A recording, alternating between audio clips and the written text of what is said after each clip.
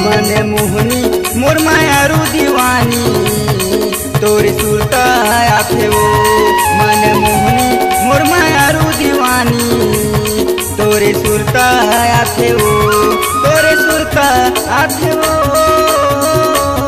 तोरे सुरता आथे ना। मने मोहनी मोर मायारू दीवानी तोरी सुरता आथे वो। मने मोहनी मोर मायारू ए रानी तोरी सुरता आथे वो।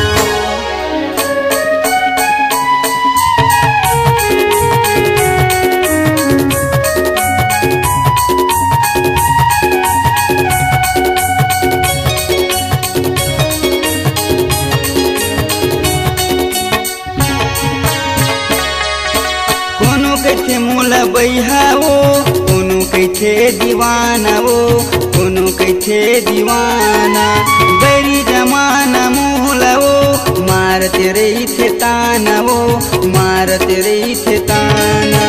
तोर माया महारानी होगे हम दीवाना वो, होगे हम दीवाना।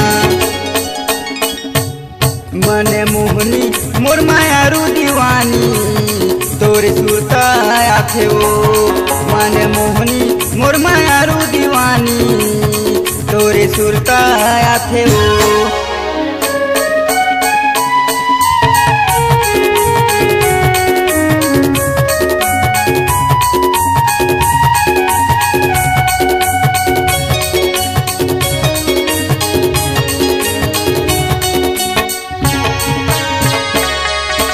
पहली नजर में देखे तोला होगे ही मोला प्यार वो, होगे ही मोला प्यार।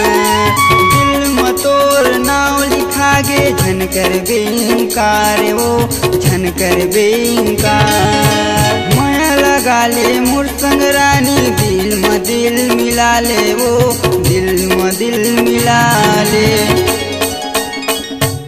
मने मोहनी मोर मायारू दीवानी तोरे सुरता आथे वो। मने मोहनी मोर मायारू दीवानी तोरे सुरता आथे वो। तोरे सुरता आथे वो, तोरे सुरता आथे ना। मने मोहनी मोर मायारू दीवानी तोरे सुरता आथे वो। मने मोहनी मोर मायारू ए रानी तोरे सुरता आथे वो, तोरे सुरता आथे वो, तोरे सुरता आथे वो, तोरे सुरता आथे वो, तोरे सुरता आथे वो।